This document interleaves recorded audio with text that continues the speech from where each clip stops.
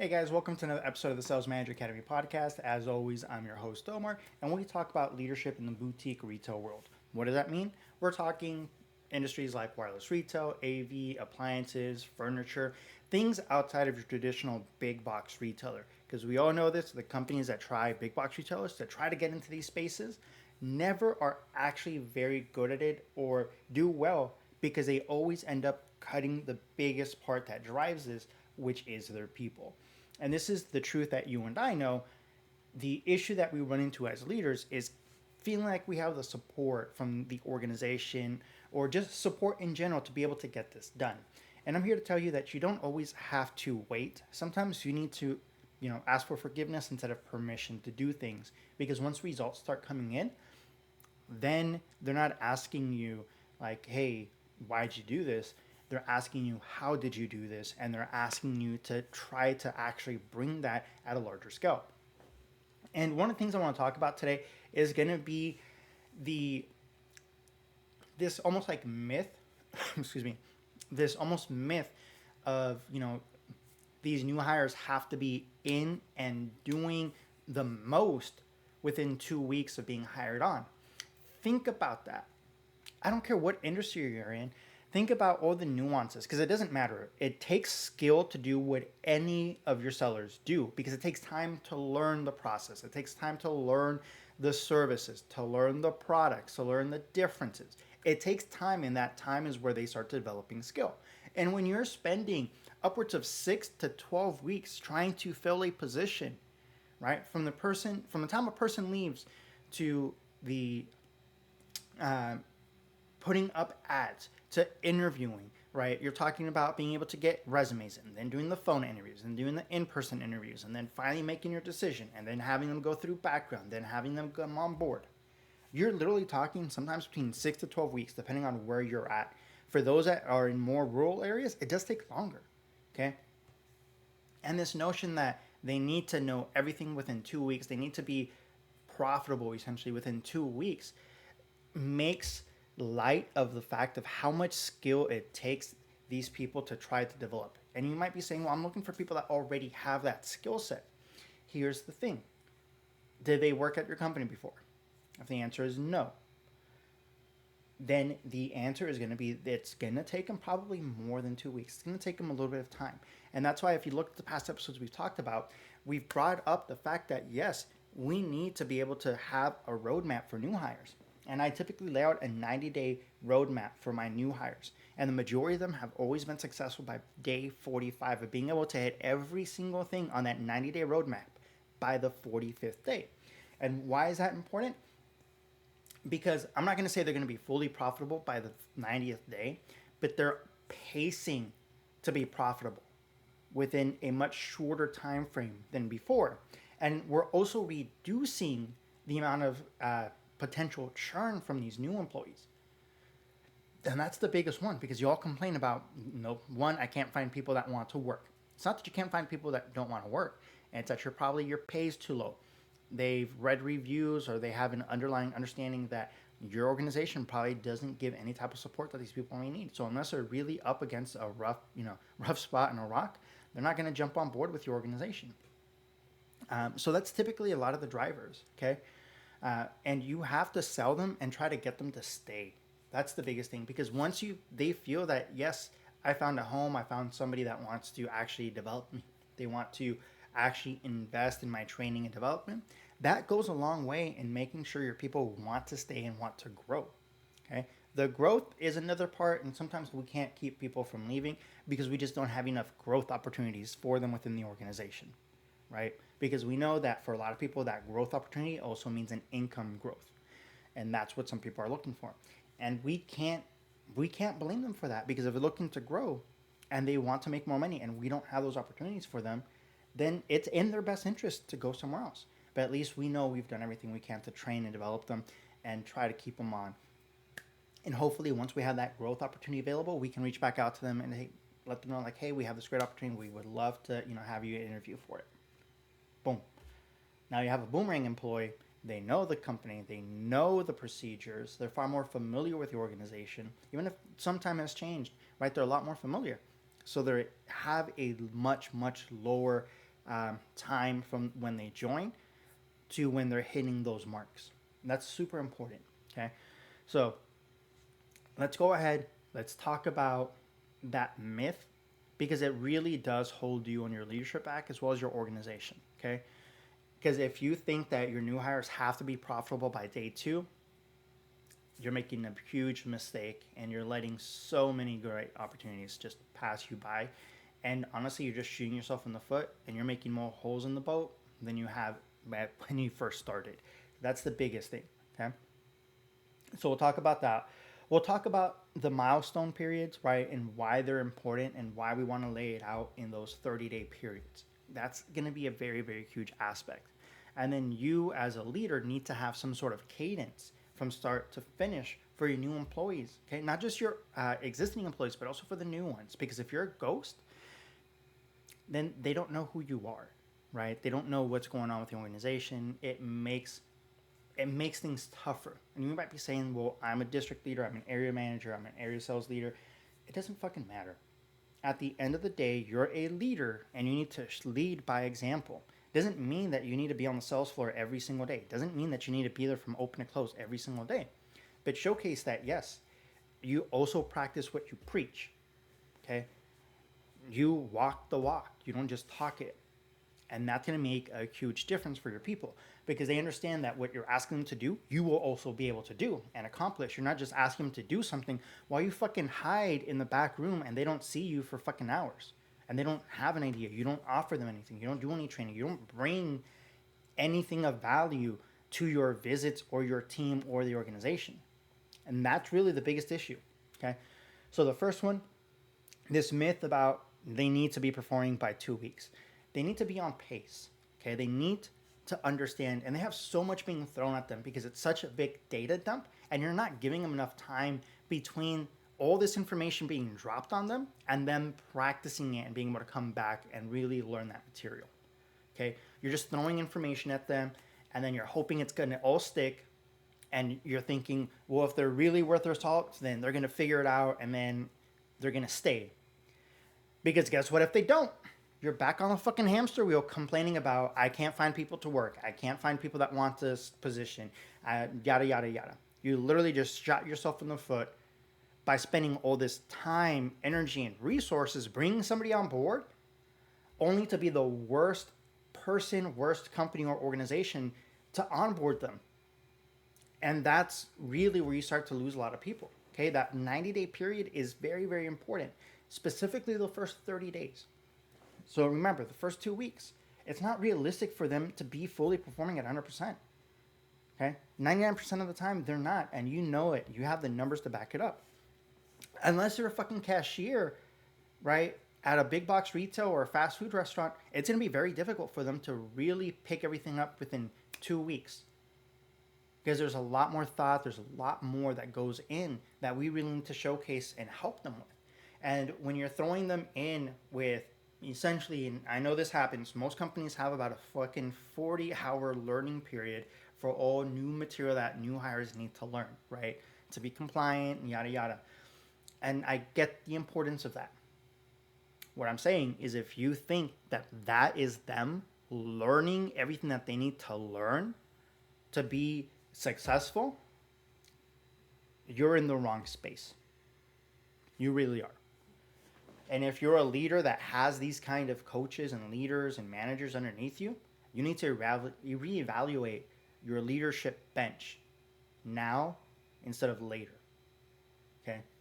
Because what we're seeing right now means that there's a lot more work that we need to do, and that comes from us, from the leadership down. It doesn't come from the field up. We need to be those shepherds that really showcase what we're expecting our teams to do by actually doing it. So what do the first 2 weeks, what should it look like? Yes, they're going to go through those trainings. If you need to get those learnings done, get those learnings done. But have a realistic time frame. Have a realistic metric and rubric of where my team needs to be at and where I need to make sure that they understand. And the wireless space, what does that mean? I expect them to be able to do something as simple as bill pace by the fucking end of 2 weeks.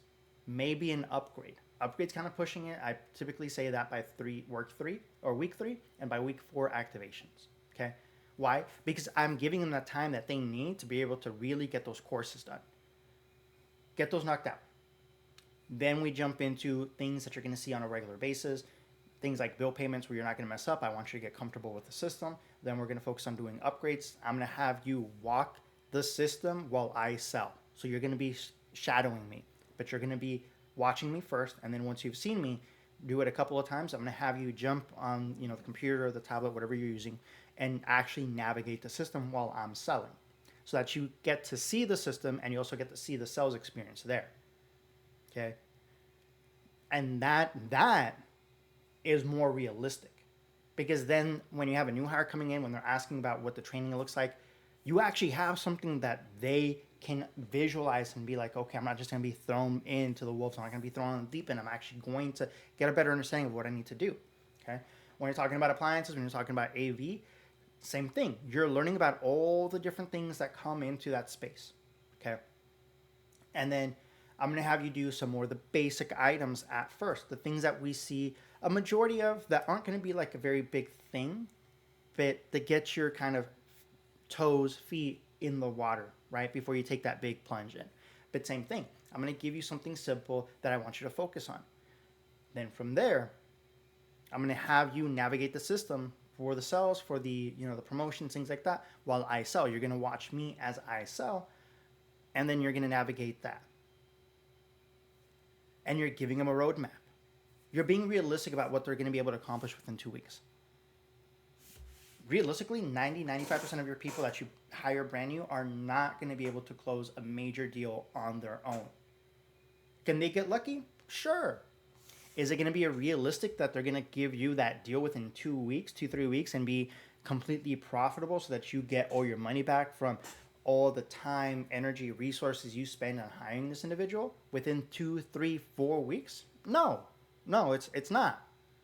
And that's what you have to understand as an organization. What you have to understand as a leader. That's what leads us to that next step, right? Having those 30-day sprints within the first 90 days. Break them down. We talked about the first 2 to 4 weeks, okay? Map them out. That way they know. Don't focus on the little nitty-gritties. If you're in freaking AV, don't focus on, the small little details at the first glance. Like, you need to have these specific cables for this, this, and this. It is too much too soon. It is overloading. Focus on the simple things. Focus on the things that they'll be able to do themselves, right? If that means AV packages, showcase, right, a good, better, best, and tell them, I expect you to be able to do this by this date. Focus on these and be able to close one by this period. If we start getting into this where it's that better, best situation, bring me in. I expect you to bring one of us in to be able to help you with it, because there's a lot more that's going to be involved with it, and we want to make sure that the customer, that the client has a really great experience. And appliances, right? You don't expect your brand new person to be selling Thermador, Viking, Sub-Zero Wolf within 2 to 3 weeks. There's a lot of questions. It's a very high ticket item that you need to ask more of before they actually walk out with that information or buying that package. It's the same situation. If you expect you to be able to do this by this period, if these are the ones that we're targeting, or if this area is what they start focusing on, you need to grab one of us, because there's a lot more that goes into it than what your basic information is, what you're going to know at this point. Okay, we're going to get you capable of doing that, but it's going to take a little bit of time to develop that for you, and hopefully that does light some up, right? Because then you could also give them props for, hey, John over here had a great lead. We were able to get them out a really great, AV package, 2-piece projector, right? An amazing JVC projector system with a great Marantz or, RCAM system for their AV, yada, yada, whatever, okay? So it's those little things that you want to focus on. But they need to have an understanding of that roadmap piece so that they know where they fall into. And that gives them a much better direction, and it tells them what they should and shouldn't really be doing, okay? And it leaves you making sure that you don't have upset clients and customers and, bad customer experiences off the get-go, because there is a path for them to be able to go depending on the situation. Making it super easy, okay? That's within the first 30 days. Within the next 60 days, It should be like the next step that's a little bit harder, more difficult. They have more time, and you break it up into 2 week chunks. Okay. So by week 6, I expect you to be able to do this portion. By week 8, I expect you to be able to also do this portion. Now they're getting really focused on it. But Omar, in the AV space, we have so many SKUs, so many items. I get it. But you also have historical data which shows what moves the most from your stores. Focus on what moves the most. Focus on what products are sold the most so that you know what needs to be focused on, because that's what people are coming in here. That's what's the easiest to move. Same thing on the appliances. And then by week, right? I don't break the last 30 days into separate chunks. I really focus on the last 30 days to be like one of the bigger obstacles. So in appliances, it's always pick one of your favorite brands, learn the brands, and pick one that you would feel more comfortable with, right? Look at them, open them, look at the brand history, look up some videos. What are the things that you like? For me, I've sold them all. I'm a big fan of Thermador. I love the design. I love the history. I love the star-shaped fire or burners. I just love it. It's something about it that appeals to me. I can talk to the other ones. I can sell the other ones, but those are the ones I gravitate to the most when I'm in that space. When it comes to AV solutions, I'm a big fan of JVC. They have amazing projection systems, and if you want to get a projector that's going to give you that TV-like experience, the JVC is going to be the projector that's going to get that for you. Okay? You're picking and you're understanding, okay, this is why I like them. I'm experiencing it. This is going to be kind of like my focus. I'm going to learn about the other ones, but if we get into this space, at least I'll be able to talk about this and why this is why I'm in this camp. Okay? I can talk to customer experiences about these products. Boom. If I have a customer comes in and is asking about these specific products, I have an understanding and I actually have knowledge in that space. You're giving them that. If you're talking about wireless, you're talking about maybe some of the more difficult items to sell, right? Direct TV in that space, okay? Maybe larger business accounts in that space, okay? Door-to-door knocking for businesses in that space. You start focusing on the more challenging aspect that actually yields a better result for the amount of work that they put in, okay? And that's going to be that last 30-day period. But even then, after the 90 days, the realistic thing is that they're going to be at best about 80% capable to one of your like tenured veterans that's been with the organization for like 3 to 5 years. Because there's a lot of instances that they're going to come up that they're not going to see within that first 90 days. Within even that first year, it's going to take them a while. And after that first year, that's when they start really becoming a veteran and starting to understand a lot more of what they're seeing and a lot more of those customer experiences and getting a better concept, better idea of those frameworks and those workflows that they're going to see when those customers arise. Okay? And that's the important thing. That's why it's important to have that metric, that 90-day period of what they need to be able to hit, what my expectations are. Because all within that are going to be little instances that are going to come up for cables, right? For the accessories or warranties for appliances, for the additional attaches for wireless, okay? In the furniture world, for all the little extras that go in with the big pieces of furniture, right? The ottomans, the rugs, the covers, the tops, things like that. There are going to be little add-ons to what's already being sold, the big ticket items. And that's where those processes go. But they have that understanding of this is what I need to be able to do and focus on, and I can remember that and I can actually do that. Why? Because when you do it, it's almost like a video game. They're leveling up, they're gaming this understanding, and they're getting better at it. So they're going to rock it. They're going to do really great, and they're going to push themselves because they're seeing it's not that difficult. I'm knocking this out, and it's before this period, before I'm supposed to actually be able to hit it. What? I'm really great at this. Let me continue doing more of this. By doing, that creates motivation, and they start becoming better at it and wanting to learn more and wanting to do more. And that is how you create that culture. But you have to set them up for success. And that's the hard thing that a lot of leaders don't understand, because they just throw them out on the floor and expect them to learn it on their own, forgetting what it was like for them when they first came into the industry many, many moons ago. So super important in that respect. Now, the other one is you as a leader need to have some sort of cadence for your new hires. You've given them a milestone. You've given them their understanding of what needs to be attained, what needs to be reached at. Now, you also need to give them your support and let them know, I'm going to follow up with you, at these intervals. I'm going to come, I'm going to test you, I'm going to quiz you. So-and-so is going to be your go-to person. And then also understanding that you need to reach out to the people that are training them on a day-to-day basis. Hey, how is so-and-so doing? Give me, give me an understanding. What do we need to focus on? What do we need to do?